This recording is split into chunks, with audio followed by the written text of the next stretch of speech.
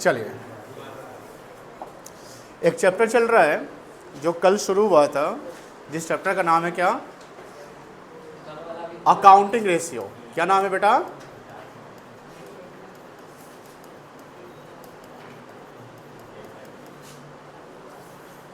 Accounting ratio क्या है? Tools of financial statement का एक पार्ट है। आपका जो वॉल्यूम 3 है उसमें आप जब देखोगे फ्रंट पेज पे ही तो वहाँ लिखा हुआ है tools of financial statement analysis. आपने इससे पहले पढ़ा था financial statement of a company. क्या पढ़ा था? मोबाइल हटा लीजिए प्लीज़, मोबाइल हटा लीजिए। Financial statement of a company means the statement of finance of the company, जिसमें आपका आता है balance sheet, statement of profit and loss आता है, और भी चीज़ आते हैं जिसमें कैश फ्लो भी आता है, नोट्स टू अकाउंट भी आता है। बट जैसे हमने आपको कल भी बताया,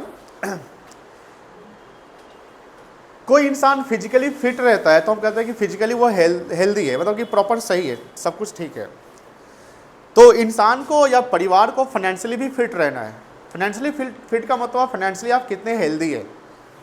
अब फाइनेंशियली हेल्दी का मतलब कि आपके पास प्रॉपर फंड है ना, एंड फंड का आप प्रॉपर एप्रोप्रिएशन कर रहे हैं ना, मतलब कि मिस कैलकुलेशन नहीं कर रहे हैं, फंड का प्रॉपर यूटिलाइजेशन कर रहे हैं, इन्वेस्टमेंट कर रहे हैं, आप उसका पोर्टफोलियो बना रहे हैं, इंश्योरेंस करवाए हुए, हेल्थ इंश्योरेंस, सब कुछ सही ठीक ठाक है, इमरजेंसी फंड बना के रखे हैं, तो हम कह सकते हैं कि किसी परिवार ने ऐसा किया है तो फाइनेंशियली वो परिवार हेल्दी है, सही है, ठीक है। बट जब कंपनी की बात आती है तो कंपनी में इन्वेस्टर का ट्रस्ट होना चाहिए। आपने फाइनेंशियल मैनेजमेंट पढ़ा है तो फाइनेंशियल मैनेजमेंट में पढ़ा क्या कि इन्वेस्टर उसी कंपनी पे ट्रस्ट करती है जो कंपनी प्रॉपर डिविडेंड देते रहती है, कंपनी का ग्रोथ होते रहता है, कंपनी का ईपीएस अर्निंग पर शेयर हमने पढ़ा होगा वो अच्छा रहता है, return on investment cost of debt से ज़्यादा रहता है, कैश फ्लो का पोजीशन यानी फ्लो ऑफ कैश प्रॉपर है, इनफ्लो प्रॉपर हो रहा है और आउटफ्लो प्रॉपर हो रहा है, तो हम कह सकते हैं वो कंपनी क्या है, फाइनेंशियली हेल्दी है, कह सकते हैं ना। अब फाइनेंशियली हेल्दी है, जो ये सब चीज़ें बात की है, ये सब चीज़ कैसे हम चेक करते हैं? सबसे इंपॉर्टेंट चीज़ है किसी चीज़ को चेक करना। अगर किसी की तबीयत खराब है, 4 दिन से उसको बुखार लगा हुआ है, जुकाम है, वगैरह वगैरह जो भी चीज़ें हैं, हमेशा माइग्रेन रहता है, कुछ भी चीज़ें, आप डॉक्टर के पास जाते हैं, डॉक्टर क्या बोलता है कि ठीक है, वो आपसे 4 सवाल करता है, 4 सवाल जो सुनता है उसके अकॉर्डिंगली अपने एक्सपीरियंस के अकॉर्डिंग बोलता है कि ये टेस्ट करवा लेना। आप जाते हैं, टेस्ट करवाते हैं, टेस्ट का रिपोर्ट आता है, रिपोर्ट आप डॉक्टर को बताते हैं, बोलता है कि ठीक है ये सही है, ये गलत है, इसमें आपको ये दवाई खाना, ये करना है, ठीक कर हो जाएगा। यानी एक डॉक्टर ने आपके फिजिकल आपके जो भी इम्बैलेंस थे, शरीर का जो हेल्थ इशू था, उसके अकॉर्डिंगली उसने टूल्स अप्लाई किया कि क्या इनको चेक करना है, और उसके अकॉर्डिंगली रिपोर्ट जो आया उस पर उसने अपना डिसीजन लिया कि हाँ ये दवा खाएंगे या ये दवा आपको नहीं खाना, आप ठीक है यहाँ पर ठीक है नहीं है। तो एक इंसान का डॉक्टर जो एमबीबीएस करके गया है, तो कंपनी का डॉक्टर कौन है? एमबीबीएस तो नहीं हो सकता है, कंपनी एक पर्सन है, आर्टिफिशियल पर्सन, कंपनी कोई नेचुरल पर्सन तो नहीं कि उसके एमबीबीएस चाहिए उसको इलाज करने के लिए, नहीं, लेकिन हाँ कंपनी को भी तो इलाज करना पड़ेगा ना, कंपनी को भी तो देखना पड़ेगा, फाइनेंशियली इलाज कहते हैं, इसके लिए एक डॉक्टर है, चार्टर्ड अकाउंटेंट कह सकते हैं आप, कंपनी सेक्रेटरी कह सकते हैं, कॉस्ट एंड मैनेजमेंट अकाउंटेंट कह सकते हैं, these are the doctor of the company, finance का डॉक्टर। तो एक चार्टर्ड अकाउंटेंट, एक ऑडिटर जब ऑडिट कर रहा है किसी कंपनी का, क्योंकि कंपनी की एक सोशल रिस्पॉन्सिबिलिटी गवर्नमेंट के प्रति रिस्पॉन्सिबिलिटी होती है, टाइमली हमको टैक्स देने हैं, टाइमली हमको रिटर्न फाइल करने हैं, हमें हर प्रोडक्ट का कॉस्ट कैलकुलेशन करना है कि पर यूनिट कॉस्ट क्या होता है, तो उसके लिए कंपनी क्या करती है, एक ऑडिट करवाती है, लीगल कंप्लायंस भी है कंपनी एक्ट 2013 के अनुसार। तो वो लीगल कंप्लायंस को पूरा करने के लिए, ऑडिट करवाने के लिए आप सीए को पकड़ते हैं, सीए को बोलते हैं कि कर दो। सीए क्या करता है, चेक करता है आपका जो भी फाइनेंशियल डेटा है, डेटा इन द सेंस की जो डिजिट्स है, फाइनेंस में डेटा क्या है, जैसे एसपीएल बना रहे हैं उसमें क्या है, रेवेन्यू फ्रॉम ऑपरेशन है, and on the basis of revenue from operation you spend something, the difference between revenue from operation and cost you get profit, that is called gross profit, net profit, operating profit, ये सब हमको पता मिलता है ना, कभी कोई loss भी आ जाता है। फिर आप बैलेंस शीट देखते हैं, बैलेंस शीट में आप क्या देखते हैं, शेयरहोल्डर फंड है आपका, नॉन करंट लायबिलिटी है, करंट लायबिलिटी है, उधर एसेट्स है आपका, नॉन करंट एसेट्स है, उसके भी कंटेंट्स है, करंट एसेट्स। जब हम बताया था फाइनेंशियल जो पढ़े थे हम लोग, तो एसपीएल का प्रॉपर फॉर्मेट 7 एक्सपेंडिचर आपका मेन हेड था, याद है ना, और इनकम का 2 हेड था, एक रेवेन्यू फ्रॉम ऑपरेशन था, एक अदर इनकम था आपका। उधर बैलेंस शीट देखिए था कि इक्विटी लायबिलिटी के कितने थे, 4 थे, shareholder fund, application money pending on allotment, non current liability, current liability, इधर आपका मेन है नॉन करंट एसेट्स और करंट एसेट्स था। जैसे नॉन करंट में कितने थे, 5 थे और करंट में आपके 6 थे। उसके कंटेंट्स थे, वो चेक किया जा रहा है। एक ऑडिटर चेक कर रहा है कि क्या कंडीशन है। दीज आर द टूल्स जहां पर हम रेशियो की, हाँ ग्रोथ, यानी जो आपने प्रॉफिट कमाया इस साल तो पिछले साल से क्या प्रॉफिट है। जैसे आपने पढ़ा कॉमन साइज, जो वर्टिकल एनालिसिस होता है, तो कॉमन साइज में क्या देखें कि ईच एंड एवरी आइटम जो है एसपीएल की बात करते हैं कि जो भी खर्चा या जो भी इनकम है वो रेवेन्यू फॉर ऑपरेशन का कितना परसेंटेज है, प्रॉफिट बिफोर टैक्स कितना परसेंट है, प्रॉफिट आफ्टर टैक्स कितना परसेंट है, टैक्स कितना परसेंट है, इन्वेंट्री कितना परसेंट है। वर्टिकल एनालिसिस आपका करता है कॉमन साइज। बैलेंस शीट में देखते हैं कि टोटल ऑफ बैलेंस शीट में शेयरहोल्डर फंड कितना है, नॉन करंट लायबिलिटी कितना है, करंट लायबिलिटी कितना है, यही किए थे हम लोग। एक हम लोग कंपैरिजन करते हैं, कॉम्परेटिव स्टेटमेंट्स बनाते हैं जहां पर ये हॉरिजॉन्टल होता है ना, करंट ईयर और प्रीवियस ईयर, प्रीवियस ईयर की तुलना में करंट ईयर का क्या पोजीशन है, क्या ये एनालिसिस कर रहे हैं कि नहीं कर रहे हैं हम लोग चेक कर रहे हैं ना कि क्या ग्रोथ है। अगर इसमें कुछ निगेटिव आता है, कुछ डेविएशन आता है, जैसे कंट्रोलिंग पढ़े थे याद होगा, controlling BST part 1, directing, controlling is the 5th function of the management, जहां पर करते हैं कि कोई भी अगर प्लान परफॉर्मेंस और एक्चुअल परफॉर्मेंस से कोई डेविएशन आता है जो मेजर, जो इंपैक्टफुल है, तो उसको हम कंट्रोल, इमीडिएट एक्शन लेते हैं, प्रिवेंटिव एंड करेक्टिव एक्शन लेते हैं। तो यहाँ फाइनेंस में भी टूल्स हम इसलिए अप्लाई करते हैं कि अगर कोई निगेटिव डेविएशन आ रहा है, कोई कंपनी को प्रॉब्लम क्रिएट कर सकता है फ्यूचर में, तो हमें कहीं ना कहीं उसके लिए कंट्रोल यानी कुछ ना कुछ सुधार करने पड़ेंगे। ईपीएस मेरा कम रहा है, अरे ठीक है इसको ठीक करना पड़ेगा। कॉस्ट अपडेट ज्यादा हो रहा है, बर्डन ज्यादा है, कैश आउटफ्लो ज्यादा हो रहा है, ऑपरेटिंग कॉस्ट ज्यादा हो रहा है। आप कैसे पता कर सकते हैं कोई चीज ज्यादा और कैसे कम हो रहा है, कैसे, जब तक आप उसको एनालिसिस नहीं करेंगे। ऑब्जर्वेशन यानी यहां पर मेंटल एक्सरसाइज हो रहा है। आप 11th में देखे होंगे अकाउंटिंग, जब हम एक स्टेप देखते हैं तो पहला स्टेप में बुक कीपिंग आता है। बुक कीपिंग क्या है, क्लरिकल वर्क, वहां एनालिसिस नहीं होता है, वहां रेगुलर वर्क जैसे वाउचिंग करते हैं, जर्नल, लेजर, ट्रायल, ये क्या एनालिसिस नहीं है। एंड बुक कीपिंग के जब आगे जाते तो अकाउंटिंग करते हैं, फाइनल अकाउंट बनाते हैं, प्रॉफिट लॉस निकालते हैं, आप वहां बैलेंस शीट बनाते हैं, वहां तक अकाउंटिंग है। अकाउंटिंग का जो उसका एक्सटेंडेड वेरिएशन है, जो वर्जन है, वो कहलाता है अकाउंटेंसी, जिसको ऑडिट कह सकते हैं। जो पार्ट 3 वॉल्यूम है एनालिसिस, यहां पर देखिएगा किताब के फ्रंट पेज पे एनालिसिस वर्ड लिखा होगा, tools of financial statement analysis. Tools जहां हम कंपेयर कर रहे हैं, कंपेरिजन करने का हमको ये सब एक बेस तैयार करना, कॉमन साइज कर रहे हैं। उसमें एक और चीज है रेशियो। क्या है, रेशियो, अकाउंटिंग रेशियो। रेशियो क्या है, एक डिजिट, आपका जो फाइनेंशियल डिजिट्स है उसकी अर्थमेटिकल एक्यूरेसी को चेक कर रहा है।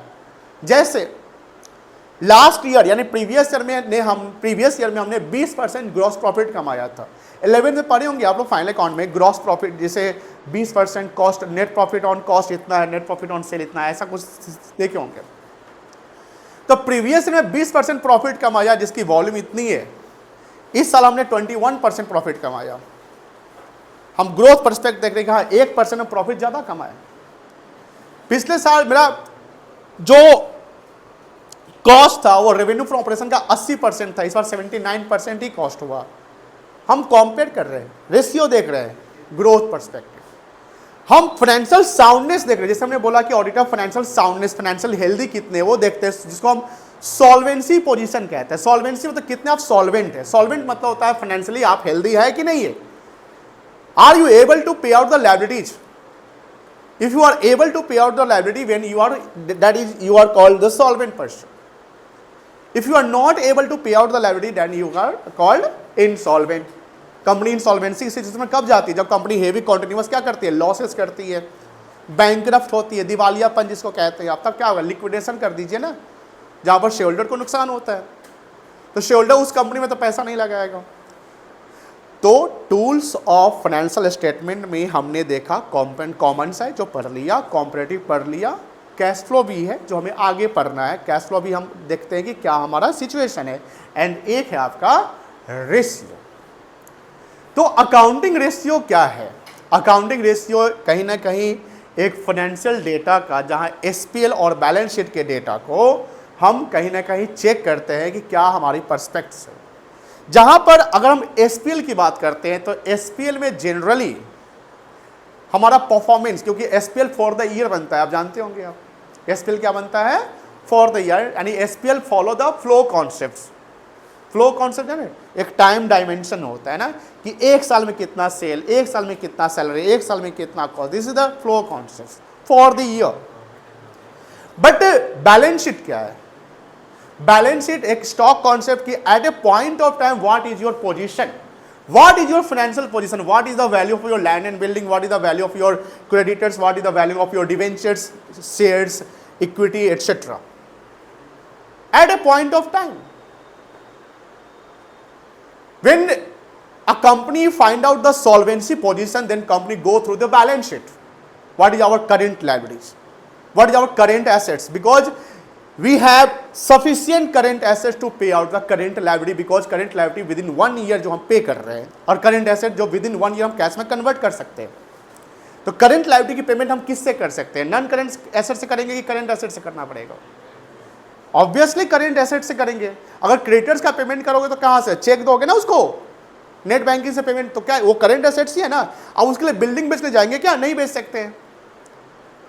आप बिल्डिंग बेच रहे तो इन्वेस्टमेंट पर्पस है, बिल्डिंग बेच के आप क्या कर रहे हैं? कोई ना कहीं अगर बिल्डिंग बेच रहे हैं तो कोई कहीं ना फिक्स कैपिटल बेच रहे हैं, यानी फिक्स एसेट बेच रहे तो कहीं ना कहीं फिक्स एसेट में ही लगाना है। मशीन को रिप्लेस करने के लिए मशीन नहीं लगाइएगा। अब मशीन को बेच दिए, पैसा या क्रेडिटर्स का पेमेंट कर रहे हैं, तो बैड डिसीजन है।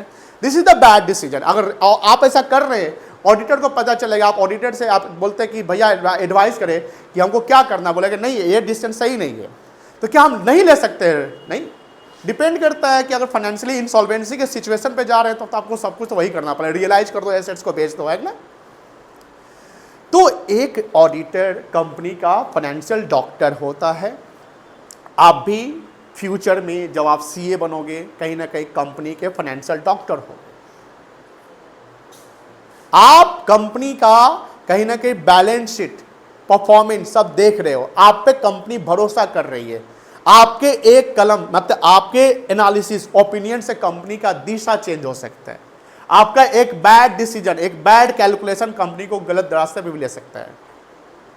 That all depends on the auditor. Satyam fiasco 2008 में वो हमने बताया था, बट हुआ उसमें कौन? अब डायरेक्टर तो इन्वॉल्व है ही, बट ऑडिटर भी तो है। अगर ऑडिटर इंडिपेंडेंट होता है, जैसे ऑडिटर में, ऑडिट में ना, जैसे सीए में एक ऑडिट पेपर पढ़ना है, जैसे पेपर है ना पेपर, तो एक ऑडिट पेपर पढ़ना है, सबसे टफ होता है एक स्टूडेंट के लिए। लेकिन रियल वर्ल्ड में ऑडिट ही एक चीज, ऐसा चीज होता है जहां पर आपकी एथिक्स को चेक करते हैं। एथिक्स समझते हैं ना, आपके आप कितने एथिकल जजमेंट दे रहे हैं। लेकिन जब आप किसी कंपनी का ऑडिट कर रहे हैं, आप बोले कि हम डॉक्टर है, ठीक है फाइनेंशियल डॉक्टर, लेकिन कंपनी का एक आया एमडी बैठा हुआ है जहां पर 10,000, 50,000, 1 लाख करोड़ की डीलिंग हो रही है ना। आप देखते हैं रिलायंस कंपनी कितनी बड़ी कंपनी, 20 लाख करोड़ की है। एनवीडिया कंपनी का नाम सुने ना, एनवीडिया, वो इंडिया के जीडीपी से ज्यादा उसकी वैल्यू है। तो हम अगर कह रहे कि अगर कोई एनवीडिया का ऑडिटर होगा, बताइए, सालों साल डेली 24 घंटा उसका ऑडिट चल रहा होगा। रिलायंस का ऑडिटर, मेन ऑडिटर, रिलायंस अगर 20 लाख करोड़ की कंपनी है तो 20 लाख करोड़ की कंपनी के वैल्यू पे अगर साइन होगा तो ऐसा नहीं कि 100 को सीए का साइन होगा, नहीं, एक ही आदमी साइन कर रहा है, लेकिन काम करने के पीछे 100 हजारों सीए लगे हुए हैं। बट बात यह है कि जो साइन कर रहा है उसकी पूरा मोरल ड्यूटी, मोरल रिस्पॉन्सिबिलिटी बनती है कि हमें हर चीज को, फाइनेंशियल डेटा को क्या करना है, एक्यूरेसी से चेक करना है। अब वहां आपका कोई मतलब एमडी, कोई डायरेक्टर, कोई सीनियर मैनेजर, वो आया आपको 10 करोड़, 20 करोड़, 50 करोड़ देता है, बोलता है कि थोड़ा सा इसको आप नहीं दिखाइए। Money has the power. Money के पास ऐसा भी एक जादू है, पैसा के पास, कि आपकी मोरल ड्यूटी को भी खरीद सकता है। हो सकता है 100 में 1 आदमी नहीं बिके, 2 आदमी, 10 आदमी नहीं बिके, 90 तो बिक सकता है। आज क्या नहीं हो सकता है। सत्यम में अगर घोटाला हुआ तो उसके पीछे सीए भी जेल गया था। एक ऑडिटर इंडिपेंडेंट पर्सन होता है जो न्यूट्रली जजमेंट देता है। न्यूट्रल समझते हैं ना, जैसे क्रिकेट में अंपायर होता है। तो सीए अगर आपको 10 करोड़ दे रहा है कि भैया चलिए ये नहीं दिखाइए, वो दिखाइए, ऐसे करिए, वो ऐसे करिए, फिजिकली आपके पास 100 करोड़ का फिक्स्ड एसेट्स है, बुक्स में आप 150 करोड़ का फिक्स्ड एसेट दिखा रहे हैं, ऐसा भी तो हो सकता है। अगर हम फिक्स्ड एसेट दिखा रहे हैं यहाँ पर बैलेंस शीट में, तो फिजिकली हम चेक करेंगे कि नहीं करेंगे। कैश इन हैंड दिखा रहे हैं, कैश एट बैंक दिखा रहे हैं, तो उसका हम कहीं डॉक्यूमेंट वेरिफिकेशन करेंगे। अगर कैश एट बैंक दिखा रहे हैं तो उसको चेक कैसे कर सकते हैं? बैंक स्टेटमेंट मंगवाइए, वही वेरिफिकेशन है। बैंक जाके तो पैसा नहीं काउंट कर सकते वहां पर, बैंक से स्टेटमेंट मंगवाइए कि एज ऑन अ डेट आपका जो कैश एट बैंक यहाँ जो दिख रहा है वहां बैंक में बैंक के स्टेटमेंट पासबुक जो है ना बीआरएस पढ़े थे ना, इतना है कि नहीं है। कैश इन हैंड अगर चेक करना है, कोई फाइनेंशियल कंपनी का ऑडिट कर रहे हैं आप, कैश इन हैंड चेक करना है, फिजिकली काउंट करिए कैश, बड़ा बड़ा मशीन होगा, काउंट करिए, आप काउंट नहीं करिए, कैशियर काउंट करिएगा। आप देखिए, आप अपने आंख से देखिए कितना नोट है, उसका डिनोमिनेशन चेक करिए। डिनोमिनेशन समझ रहे हैं ना बेटा, कि 500 का कितना नोट है, 100 का कितना है, क्या क्या करेंसी क्या है। एंड बुक्स में कैश इन हैंड जो दिख रहा है फिजिकली उतना कैश इन हैंड है कि नहीं। अगर कोई वेरिएशन है तो क्यों है, अगर कोई 10 लाख 1 लाख जो भी वेरिएशन है, यू हैव टू डिस्क्लोज। अगर तुमको कहीं भी डिस्क्रिपेंसी पता चल रहा है, डिस्क्रिपेंसी मतलब कुछ भी गलतियां, मिस्टेक्स, आपने पढ़ा होगा 11th में रेक्टिफिकेशन ऑफ एरर्स, बहुत इंपॉर्टेंट है। Rectification of errors audit point से बहुत इंपॉर्टेंट है, जहां एरर्स को रेक्टिफाई करने के लिए भी एंट्री करनी पड़ती है, मिटाना नहीं पड़ता है, काटना नहीं पड़ता है।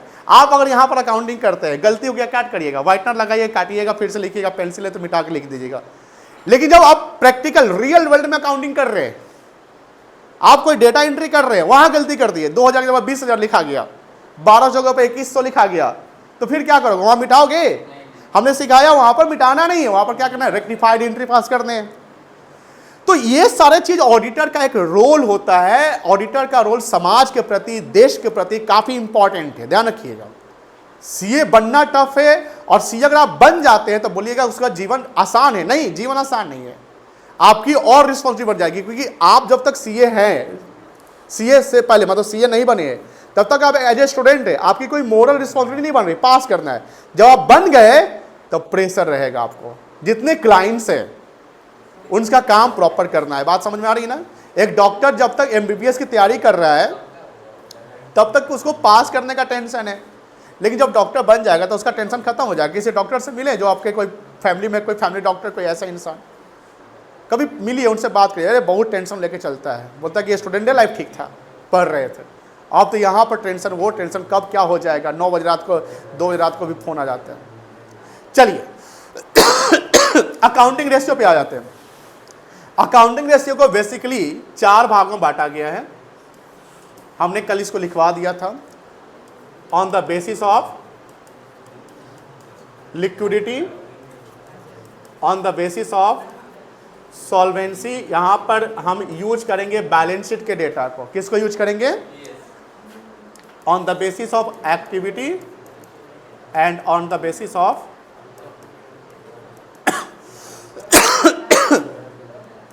प्रॉफिटेबिलिटी। यहां पर एसपीएल एंड बहुत बातें नहीं, प्लीज बात नहीं करिए, बहुत इंपॉर्टेंट चीज चल रहा है, बैलेंस शीट के डेटा को यूज करेंगे। बट यहां जो लिक्विडिटी की जो बात करेंगे, हम लोग लिक्विडिटी ही पढ़ रहे हैं, तो लिक्विडिटी में करेंट एसेट्स और करेंट लायबिलिटी, बस इसका यूज करना है। लिक्विडिटी, सॉल्वेंसी नहीं। सॉल्वेंसी भी बैलेंस शीट के डेटा है, लेकिन बैलेंस शीट में सिर्फ करेंट एसेट तो नहीं होता है, नॉन करेंट भी होते हैं ना, शेयर होल्डर्स फंड भी होते हैं। यहां करेंट एसेट यूज करना और करेंट लायबिलिटी किस पे? लिक्विडिटी पे। और इसमें 2 रेशियो पढ़ना है, करेंट रेशियो पढ़ना है और क्विक रेशियो पढ़ना है। जो कल यही फॉर्मूला बताया गया, यही समझाया गया था, 8 मिनट का video current ratio and quick ratio concept से है, उसको देख लीजिएगा। और पूरा वीडियो के लिए भी आप जो शुरुआत के जो जैसे अभी स्टोरी हम टेलिंग की आपको, वो आपका शुरुआत का वीडियो वो भी देखिए। क्योंकि देखिए जब तक आप नहीं सीखोगे, आप सोचते कि नहीं फॉर्मूला रट लेते हैं, क्वेश्चन बना लेते, हो गया, नहीं। पढ़ाई का मतलब होता है रियलिस्टिक पढ़ाई करना, कि वो चीज़ जो प्रैक्टिकल हो। अब आप मान लो ऑडिट पे अब जाते हो, कहीं भी जाते हो, रियल वर्ल्ड में जो घटनाएं होगी उसको समझना पड़ेगा आपको, अपना ब्रेन यूज करना पड़ेगा। नॉलेज 2 प्रकार का होता है, जानते होंगे, एक इंटरनल होता है, एक एक्सटर्नल, या एक बोर्न नॉलेज होता है, एक एक्वायर्ड नॉलेज होता है। तो आपका ईमान समझते हैं ना, वो कौन सा नॉलेज होगा? बोर्न नॉलेज है, वो आपके अपने से, वो आपका ईमान किसका खराब है किसका नहीं। सब सीए ईमानदार ही होगा ऐसा थोड़ी है। एक्वायर्ड नॉलेज क्या है? जो आप यहां पर सीख रहे हैं।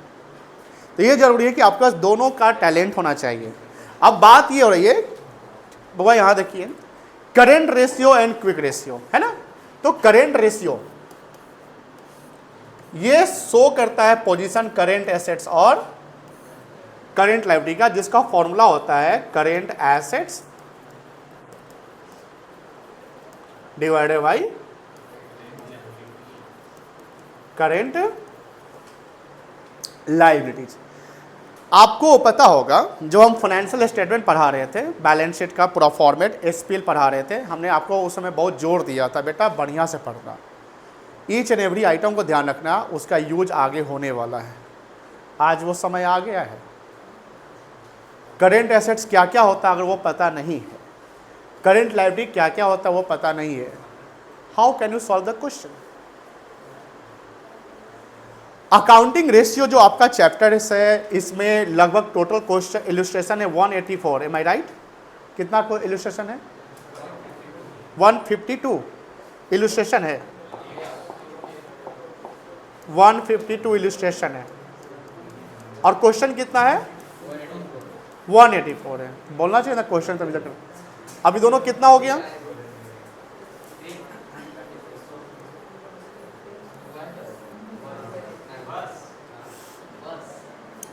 अब 336 क्वेश्चन है, अगर डेली 30 क्वेश्चन बनाते हो तो भी 10 दिन लग जाएगा।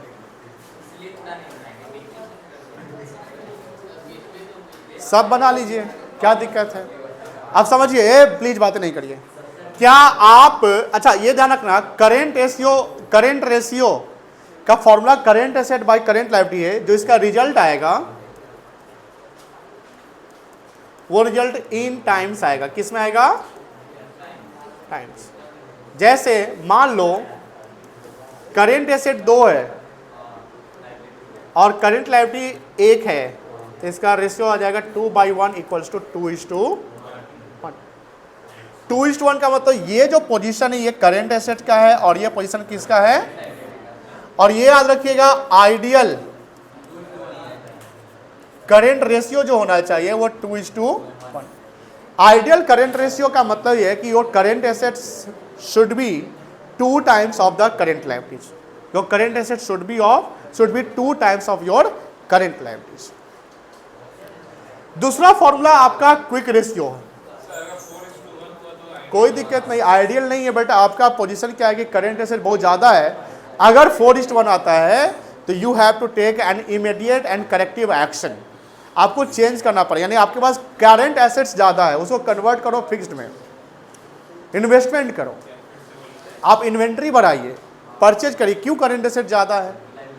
क्यों ज्यादा है? क्या आपका पॉलिसी आपका क्रेडिट पॉलिसी खराब है क्या? कुछ भी तो हो सकता है कि आपके पास क्यों इतना ज्यादा। आप मान लीजिए घर में कोई फैमिली जितना पैसे का जरूरत है उतना रखेगा कि उससे ज्यादा रखेगा? जनरली उतना ही रखेगा।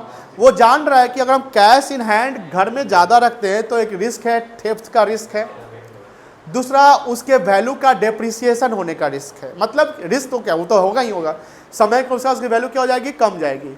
तो उस पैसे को आप क्या करोगे बताइए? क्या करेंगे आप? कहीं ना कहीं उसको इन्वेस्ट करेंगे। क्या करेंगे बेटा? इन्वेस्ट करेंगे, म्यूचुअल फंड में लगाएंगे, अगर बहुत पैसा है तो प्रॉपर्टी में लगाएंगे, बट उसको आप एप्रिसिएटिंग एसेट पे लगा दोगे। सेम पैटर्न यहां पर है कि अगर किसी कंपनी के पास करेंट एसेट, सीधा बैठो पहले तुम, अब फोकस पढ़ाई करो। यहां पर सब बच्चा आगे फोकस कर रहा है, सब बुड़बक नहीं है ना, बात समझता नहीं एकदम। कहां पर है? अगर किसी कंपनी के पास करेंट एसेट एक हद से ज्यादा, मतलब कि आपकी रिक्वायरमेंट से ज्यादा है, आपको उसको कहीं ना कहीं एप्रोप्रिएट करना पड़ेगा, कहीं ना कहीं लगाना पड़ेगा। आप शेयर बायबैक कर लो। मान लो कैश पे आपके पास बहुत, शेयर बायबैक करने का फायदा क्या है? डिविडेंड कम देना पड़ेगा फ्यूचर में। शेयर बायबैक करने से क्या होगा बताइए? शेयर कैपिटल घट जाएगा, उधर आपका कैश इन हैंड घट जाएगा, तो लायबिलिटी की इक्विटी घटा, बोलिए हाँ ना, एसेट घटा, इक्वेशन बन गया। तो हमारा करंट एसेट घटा कि नहीं घटा? करंट लायबिलिटी को इंपैक्ट नहीं पड़ा, बट हमें फ्यूचर में डिविडेंड क्या करना है? आप डिवेंचर रिडीम कर लो, आपकी लायबिलिटी घट रही, नॉन करंट लायबिलिटी, क्योंकि इंटरेस्ट कॉस्ट घट जाएगा फ्यूचर में, बोलो हाँ ना, पैसे करंट एसेट घट। तो हमारा क्या कहना है, जितना जरूरत है उतना। हो सकता है 4:1 रिजल्ट, जब हम न्यूमेरिकल बनाएंगे तो ऐसा सिचुएशन आ सकता है 4:1, 3:1, 1.5:1। अगर 1:1 आ गया करंट रेशियो, आप कहीं ना कहीं आपकी सिचुएशन सॉल्वेंसी से खराब हो रही है। 1 से भी कम गया, बहुत खराब, मतलब कि समझ लो कि जैसे कोई बीमारी बहुत ज्यादा खराब हो गया ना, काफी बीमार है, अब आईसीयू वाला कंडीशन आ जाएगा, वेंटिलेटर वाला कंडीशन आ जाएगा। भाई कैसे हो गया 1 से कम? 1 से कम का मतलब you are not able to pay out your current liability because your current liability is more than the current asset when the ratio current ratio is less than 1. Your investor will not trust upon you. Your banker will not trust you. Your banker will not finance. How can you manage the business operation? How can you run the business? No. You have to take immediate and corrective action. That is called controlling. Controlling BST में पढ़ी, उसका मतलब ये नहीं कि BST में controlling हो गया, स्टाफ पे कंट्रोलिंग कर लेंगे, डिसीजन पे कंट्रोलिंग, बेटा यहां भी कंट्रोलिंग होगा. कंट्रोलिंग देखो, कोई चीज पढ़ रहे हो ना, कोरिलेट करना. अगर बीएसटी में हम पढ़ रहे हैं फाइनेंशियल मैनेजमेंट, इसका मतलब नहीं कि बीएसटी का ही टॉपिक है, अकाउंट्स में उसका यूज नहीं है. अरे भाई कैसे नहीं यूज है? यूपीएस पढ़ा ना वहां पर, ईपीएस अर्निंग पर शेयर पढ़ा, रिटर्न इन्वेस्टमेंट, वो यहां भी पढ़ना है. कोई भी चीज इकोनॉमिक्स का हो, बीएसटी का हो, उसका यूज आपके अकाउंटेंसी में है, या अकाउंटेंसी का कोई टॉपिक है उसका यूज भी वहां डिसीजन मेकिंग. अगर रेशियो पढ़ रहे हैं तो यहां भी एनालिसिस कर रहे हैं, यहां भी हम डिसीजन, जैसे यहां रेशियो खराब आया तो हमको डिसीजन लेना पड़ रहा है. तो क्विक रेशियो की जब बात करते हैं, क्विक रेशियो का फॉर्मूला होता है, ध्यान से ना, quick asset divided by current liabilities, और ये आइडियल होना चाहिए 1:1. Quick assets and current asset both are different. Current assets includes stock, inventory and prepaid expenses, but quick assets means what? Quick assets means the assets which are immediately converted into cash. all current assets except other than inventory and prepaid expenses. Prepaid expenses is what? Their expenses which you have paid in advance. अब उसकी recovery होगी कि नहीं होगी, immediately cash में convert नहीं हो सकता है. स्टॉक जब तक कस्टमर आएगा नहीं, बिकेगा नहीं, तो कैसे जबरदस्ती तो नहीं देने जाएंगे कि ले ले पैसा ला, ऐसा तो नहीं हो सकता है. तो वो इमीडिएटली कैश में कन्वर्ट नहीं होगा, बट वो करेंट एसेट्स है, क्विक एसेट्स नहीं है. क्या नहीं है? क्विक एसेट्स नहीं है. दूसरा चीज, शांत रहिए, एकदम फोकस करिएगा, सब समझ में आ जाएगा. डाइवर्ट होइएगा, समझ में नहीं आएगा, हम सीधा बोल दिए आपको. लेकिन कोई डेटर है, क्विक एसेट्स है, डेटर है, पैसा ले लेंगे, लीगल एक्शन करके ले लेंगे, हमको पैसा पेमेंट करना, करेंट लायबिलिटी का चुकाइए, बीआर कर देंगे, हम बिल इंडोर्स कर देंगे. इंडोर्समेंट समझते, याद है bill endorsement. Cash at bank अपना पैसा है, कैश इन हैंड अपना पैसा है. शॉर्ट टर्म इन्वेस्टमेंट शेयर में है, पैसा जरूरत पड़ा निकाल दिए. गवर्नमेंट सिक्योरिटी, करेंट इन्वेस्टमेंट, याद है ना. These all are the quick assets. अब सर 1:1 आइडियल क्यों रखा गया? बिकॉज हमारी जितनी करेंट लायबिलिटी है कभी भी पेमेंट करना पड़ सकता है. बोलो हाँ है ना. तो कभी भी पेमेंट करने के लिए कभी भी मेरे पास करेंट पैसा होना चाहिए. क्विक एसेट ये बराबर होना चाहिए. अगर सर इससे कम है तो यानी खराब सिचुएशन है, ठीक कर लो, ठीक करो.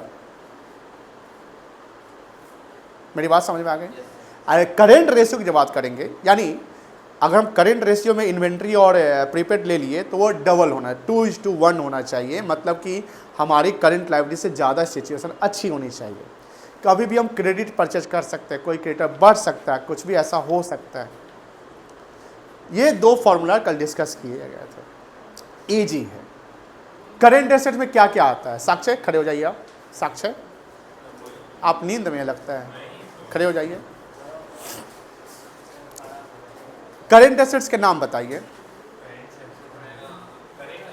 यस, बोल दे जाइए.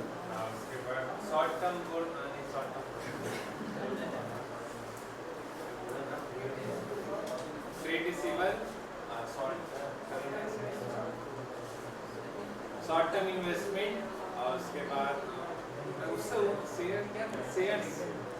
हैप्पी छठ पूजा, हैप्पी दिवाली. सर उसको वो सोच रहे हैं, अरे आप क्या खरीदते हैं? कल का वीडियो जरूर देखिएगा बेटा, बैठ जाइए. आप फाइनेंशियल स्टेटमेंट का डेटा भी भूल गए. करेंट इन्वेस्टमेंट याद है,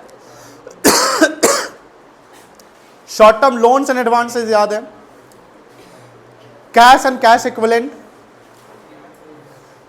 trade receivables, inventory, other current assets, यही है ना. करेंट लायबिलिटी में क्या होगा बताइए आशुतोष? करेंट लायबिलिटी क्या क्या होगा? ईबीई क्या होता है? खड़े हो जाइए. खड़े हो जा बेटा, आशुतोष खड़े हो जा बेटा। चलो मुझे देखो, आप बोलो। यस, हाँ,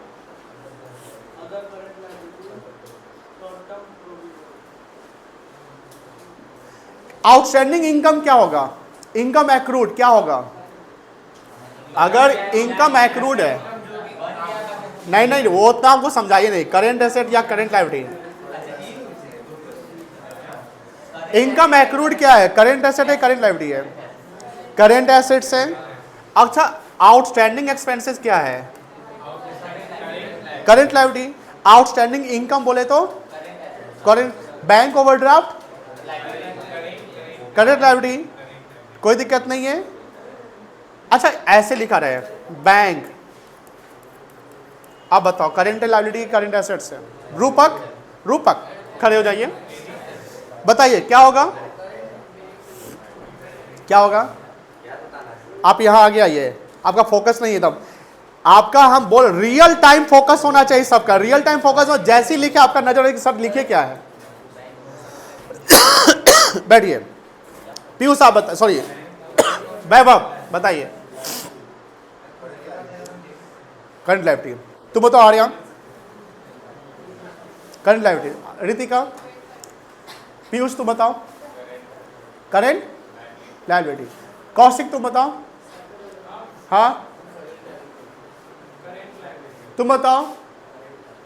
बादशाह, ऋषभ सिंह, लायबिलिटी। साक्ष्य है,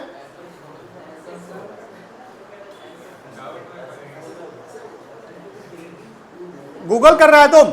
बंद करो मोबाइल, बोलो। ऋषु हमको पका था यही गलती करेगा। करंट लायबिलिटी होता है, सही आ रहा है। डेबिट रहता पॉजिटिव बैलेंस, एसेट्स में डेबिट पॉजिटिव, समझ चलिए।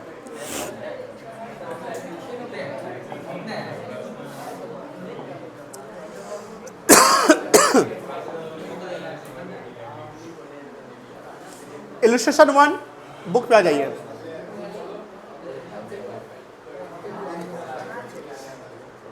बुक निकालिए।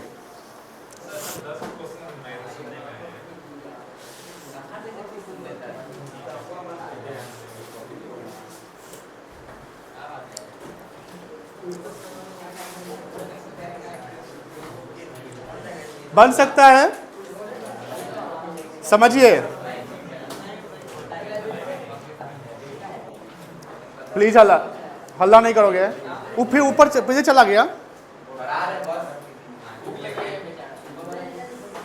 From the following information calculate current ratio, क्या निकालना है? सबसे पहले सवाल का फॉर्मूला लिखोगे।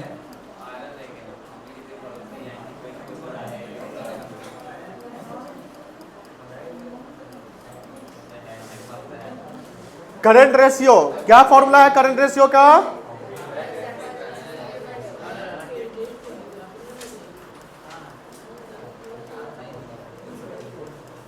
करंट एसेट डिवाइडेड बाय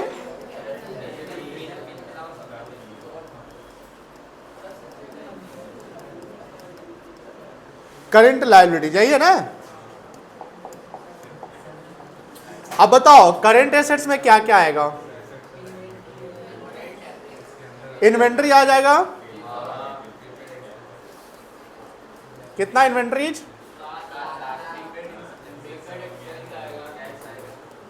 बहुत इजी है। प्रीपेड एक्सपेंसेस आ जाएगा, कितना है?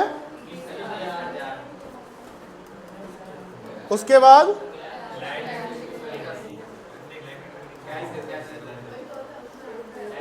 कितना? Cash and cash equivalent, land and building आएगा? नहीं आएगा, ये नहीं आएगा, ट्रैप है, ठीक है।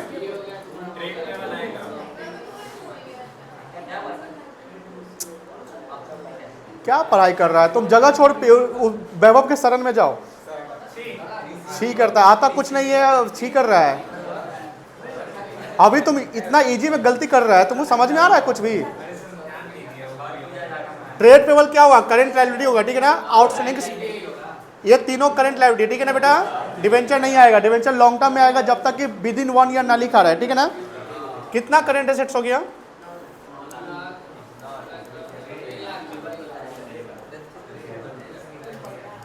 करेंट लायबिलिटीज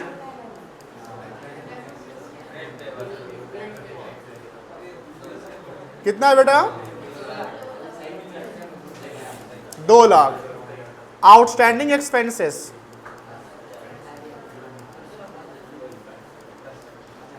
कितना है बेटा? Other current liabilities. एक चीज ध्यान रखना, सुनो ध्यान से, ट्रैप क्या होगा, प्लीज ध्यान दीजिएगा। यहां जब अदर करेंट लायबिलिटी लिखा हुआ है OCL, तो OCL is the part of CL। But अगर सिर्फ करेंट लायबिलिटी लिखा रहता और यहां ट्रेड पे अलग से, ये अलग से दिया रहता, तो फिर ये इसमें ऑलरेडी इंक्लूडेड रहता, तो वो अलग से जोड़ते नहीं, ध्यान रखिएगा। तो ये सब चीज ध्यान रखिएगा, आगे फंसाएगा। अदर करेंट लायबिलिटी कितना बेटा? कितना हो गया टोटल? चलिए, तो करंट रेशियो कितना आ जाएगा?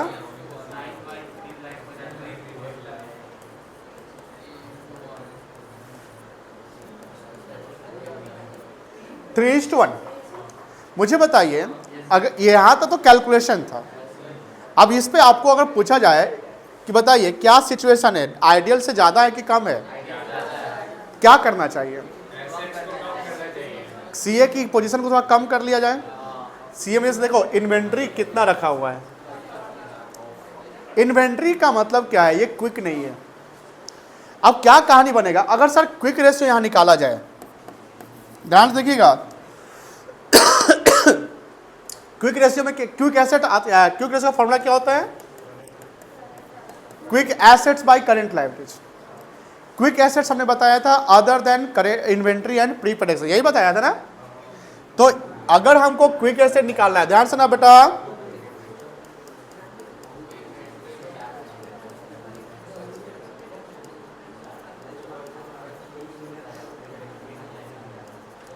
अब बताओ तुम्हारा करेंट एसेट टोटल कितना है? इसमें यही तुम्हारा 7 पीस है। अब यहां क्विक एसेट कितना हो गया और तुम्हारा करेंट लायबिलिटी कितना है? क्या रिजल्ट आएगा?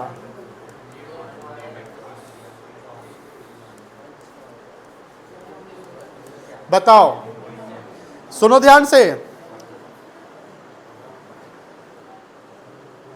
यहां पर कंपनी ने क्या दिखाने की कोशिश किया है? करेंट एसेट्स को 3 गुना रख दिया अपने करेंट लायबिलिटी से। Out of 9 lakh your 7 lakh is blocked into one asset that is called inventory। 7 lakh फंस गया उसमें, यानी स्टॉक रख दिया, पूरा स्टॉक बना के रखा हुआ सामान का स्टॉक कर दिया, बिक ही नहीं रहा होगा। बिकेगा तो डेटर बन जाता ना, अगर क्रेडिट में बिकता तो, कैश में तो कैश एंड कैश ना आता। जब एक ऑडिटर चेक करने गया तो करंट रेशियो निकाला तो देखा 3:1। अरे ठीक है, ठीक है, अच्छा है, ज़्यादा अच्छा है, मतलब इसको ठीक करना पड़ेगा। मतलब यहां पर करंट रेशियो हम देख रहे हैं कि फाइनेंशियली साउंड है कंपनी। कंपनी ए वाले सीएल को पे करने के लिए। लेकिन जब सवाल बनता है कि इमीडिएट में अगर सीएल को पेमेंट करना पड़ जाए, जैसे आपका creditors, outstanding expenses, other current liability में क्या होगा पता नहीं। अब इमीडिएटली इसको पे करना है तो इमीडिएट कैश चाहिए ना, तो इमीडिएट में तो इन्वेंट्री आप नहीं बिक सकते जब तक वो बिकेगा नहीं। तो जब चेक करने गए तो तुम्हारे पास 1,80,000 का ही एसेट्स है। अब 3 लाख, यही ऑडिटर सवाल कर देगा, यही ऑडिटर यहीं पे एक्शन लेगा कि भैया एक काम करिए ना, इन्वेंट्री को जल्दी सेल आउट करिए सर, उधार में बेचिए या नगद बेचिए, बेच दीजिए। अगर उधार बेचेंगे तो क्या आ जाएगा? डेटर बन जाएगा। बोलो हाँ है ना, इन्वेंट्री घटेगा और डेटर क्या हो जाएगा? बन जाएगा। तो क्विक एसेट बढ़ जाएगा ना आपका। कैश बेचोगे तो कैश एंड कैश सेटलमेंट बढ़ जाएगा। तो ये सब चीजें क्या होता है ना, इमीडिएट एक्शन, ये analysis, it is the tools. Ratio जो बना रहे हैं हम लोग, ये टूल्स है मेजरमेंट करने का, इसी से आप डिसीजन ले सकते हैं। डिसीजन लेने में ये काम आता है, ग्रोथ को पर्सपेक्ट करता है। इन्वेस्टर यहाँ पर चेक करेगा, एक शोल्डर भी देखेगा कि अरे भाई तो ऐसा स्थिति खराब है, ज़्यादा ब्लॉक कर दिया। जब तक हम ये नहीं कैलकुलेट करेंगे पता चलेगा, ऐसे लेमन मैंने तो पता नहीं चलेगा। समझ गए? कितना आंसर आया आपका? हम लोग यहीं पर थे, आप लोग को क्या करना है, क्विक रेशियो भी निकाल लेना है। मेरी बात समझ में आ रही ना? तो आपको यहाँ से सवाल कैलकुलेट करके यहाँ तक आना है, यहाँ के बाद ये लिख लीजिएगा, ये वाला पोजीशन यहाँ तक, ठीक है ना? इसको नहीं लिखना है। चलिए नोट कर लीजिए, नोट कर लीजिए।